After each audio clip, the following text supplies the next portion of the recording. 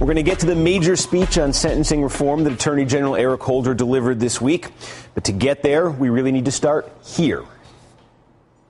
For the number 2 pick in the first round of the '86 draft, and here's the commissioner, David Stern. The Boston Celtics select Len Bias of the University of Maryland.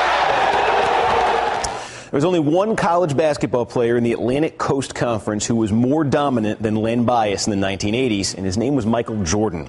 Len Bias was a 6'8" forward with a killer jump shot, and he averaged 23 points a game his senior year at Maryland. And when the defending champion Celtics took him with that second pick in the '86 draft, all of Boston celebrated. Larry Bird was starting to get old, but with Bias on their team, now they'd surely extend their reign for at least another decade.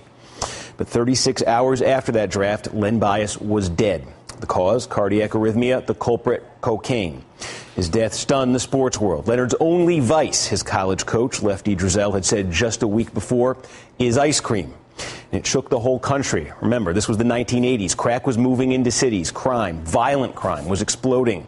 Millions of Americans had already fled to suburbia, but even there, they lived in fear that the problems they heard about on the news, that stories like Len Bias's would soon be playing out in their own neighborhoods, threatening their own families and their own children. 1986 was also an election year, which explains why the fear that Bias's death stoked caught the attention of the political class. President Reagan signed the major new anti-drug law, a law that stiffens the penalties for federal drug crimes and provides almost $2 billion for increased drug enforcement and education. At the bill signing ceremony, Mr. Reagan said today, "This marks a major victory in our crusade against drugs." The Anti-Drug Abuse Act of 1986 was introduced early that September. It was just 9 weeks after Len Bias died. It passed Congress, and as you just saw, was signed into law by President Reagan at the end of October. And remember, this was an election year. Since the civil unrest of the 1960s, Republicans have been reaping electoral bounty after electoral bounty by painting Democrats as the soft-on-crime party. And Democrats were determined to change that narrative. They controlled the House back then and nothing else. And so it was Speaker Tip O'Neill who saw the perfect chance to show Americans that his party could be tough, too. And tough is definitely one word that you could use to describe the Anti-Drug Abuse Act of 1986. It set steep mandatory penalties, 10 years in prison, 20 years, life, for crimes involving all sorts of drugs, crack, cocaine, heroin, LSD, PCP, even marijuana. The triggers were arbitrary. As the bill was cobbled together, a bidding war broke out. Democrats would say that possession of 20 grams of a drug should be the threshold. Republicans would say, no, we're tougher. Make it 10 grams. Then Democrats would come back and say, forget that. How about 5? This is where the notorious crack powder sentencing disparity came from. The law that was signed in 1986 set mandatory sentence threshold for crack cocaine possession at 1/100th the level of powder cocaine. The intent was to crack down on high-level drug traffickers, but the effect of the law was to explode the federal prison population with non-violent offenders, disproportionately black and Latino men, many of them caught with just small amounts of illegal substances. This is all a necessary backdrop for the speech that Eric Holder delivered this past Monday. It's clear as we come together today that too many Americans go to too many prisons for far too long and for no truly good law enforcement reason. It's clear that at a very basic level, the 20th century criminal justice solutions are not adequate to overcome our 21st century challenges. And again, it is well past time to implement common sense changes that will foster safer communities from coast to coast. The main common sense change that Holder announced in that speech is an order to federal prosecutors not to specify the quantity of drugs found on certain nonviolent offenders. In other words, to stop triggering those harsh automatic sentences spelled out in the Anti-Drug Abuse Act of 1986 for low-level offenders. Some of the reaction to Holder's speech wasn't that surprising. You're telling me these thugs on the street deserve our pity? They deserve slack? You're telling me that? But there was also this after Holder's speech. Actual conservatives voicing actual support for what Eric Holder was saying. Here's a piece from National Review. Quote, on behalf of conservatives, governors, and lawmakers around the country, as well as Justice Antonin Scalia, we heartily welcome Mr. Holder to what may be the only trail all of us can travel together. And there are a lot of people on the right talking this way right now because the proliferation of strict mandatory sentencing laws over the last generation has produced soaring incarceration rates.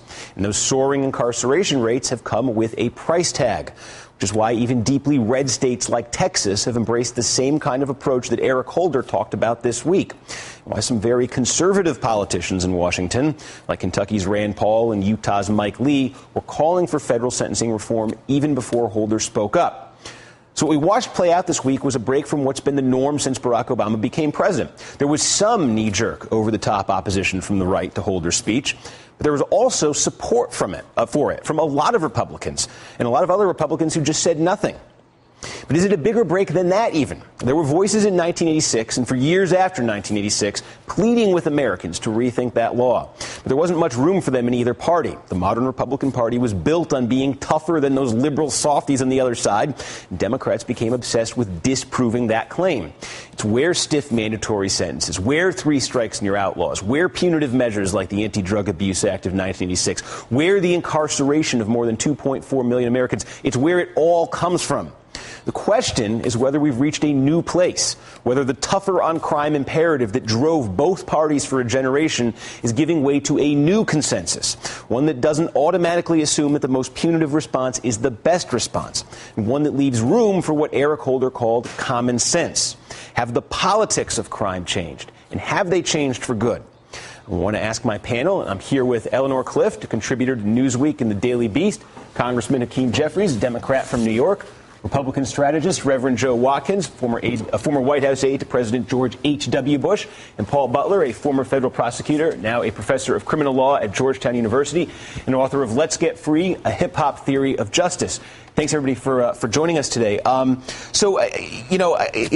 struck me most listening to Eric Holder this week, as I said, was this is a Democratic administration. The Attorney General comes out and tackles a subject and embraces themes that not long ago in American politics would have been absolutely politically suicidal. It would have been unthinkable for any administration, especially a Democratic administration, to talk this way.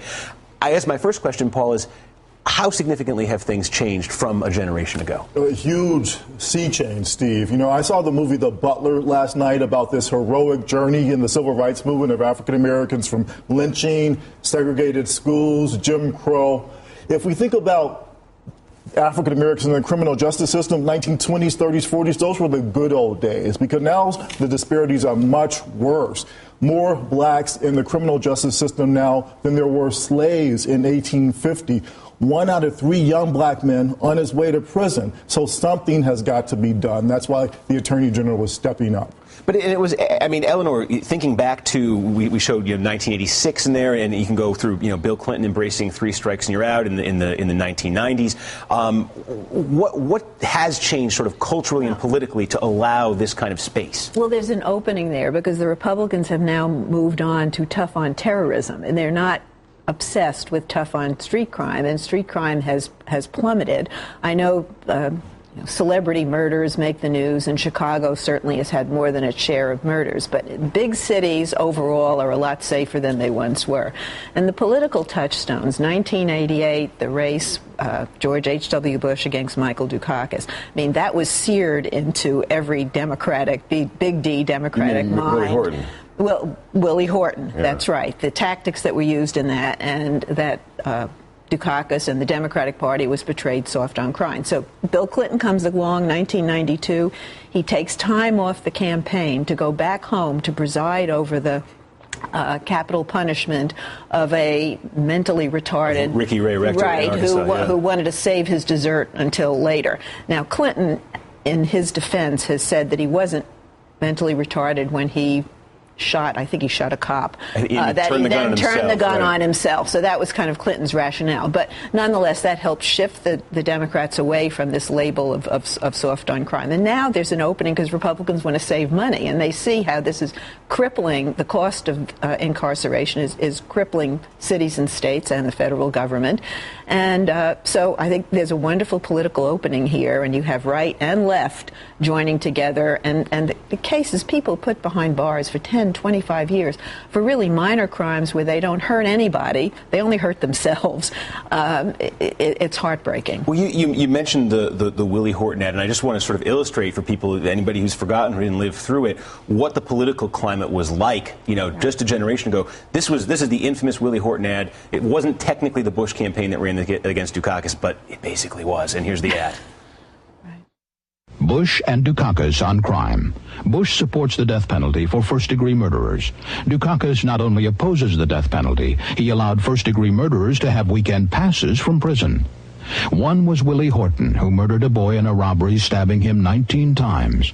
Despite a life sentence, Horton received 10 weekend passes from prison. Horton fled, kidnapped a young couple, stabbing the man and repeatedly raping his girlfriend. Weekend prison passes. Dukakis on crime. Now, Joe, I mean, you're from the Bush Senior White House, not from... I was in that campaign, too, although I had nothing to do with that commercial. Well, I was in that campaign. Talk a little bit then, if you would, about what that tapped into back then and whether the veins that tapped into still exist today. I think some of the veins still exist today. That is, when it comes to violent crime, to where people do really heinous things. I mean, that's still, I think, no matter what color you are, what group you from which you come, you are upset when you see people do terrible things to other folks. I mean, anybody that murders folks, anybody that rapes folks is not well thought of in society and ought to be put away. And everybody would agree on that. But we do have a chance to do something together, that is, Republicans and Democrats, with regards to changing this sentencing, this stiff sentencing for nonviolent offenders, for people who have small amounts of drugs. And it's not just the cost of having 2.3 or 4 million people in prison, because it is an onerous cost for everybody. Everybody watching is paying for that. But it's also the cost in lives, in human lives. And I think of so many young people, especially so many African-American and Latino men whose lives have been shattered forever by virtue of a prison term. And if we could save them and help them not go to prison, if we could find some other way some other punitive measure that doesn't put them in prison, put them behind bars and rob them of an education and of a chance to work and support their families, I think that's a good thing. But can you, Congressman, I wonder if you could speak to the legacy of that ad in terms of shaping Democratic policy for the last generation, because Eleanor started to touch on this too. When you look at what the Clinton administration actually achieved in the 1990s, and also at the state level, there were all sorts of Democratic-controlled states in the late 80s and in the 90s really enacted a lot of these sort of punitive measures because of fear of what happened to Michael Dukakis happening to them. Well, in many ways, sort of the legacy of what we're dealing with right now as it relates to the over-incarceration, the over-criminalization, came about through bipartisan efforts, both on the left and the right, enacting these so-called tough-on-crime pieces of legislation. Perhaps some of it was fueled by political expediency and a fear among some members of the Democratic Party not to be perceived as soft on crime, given the fact that you had reprehensible ads such as that being used to great political effect in order to advance Republican candidates for office. The good news is that the facts on the ground have changed substantially.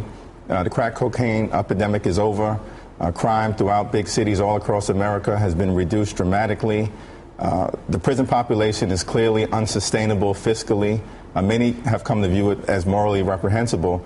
And so, as everyone on the panel has said today, we really have a meaningful opportunity on both the left and the right to come together and do what's right for America, reduce the overcriminalization that we've been experiencing in this country for decades. Yeah, well, I want to. We'll pick that up. We'll pick that up right after this break. All right, okay. Right after this.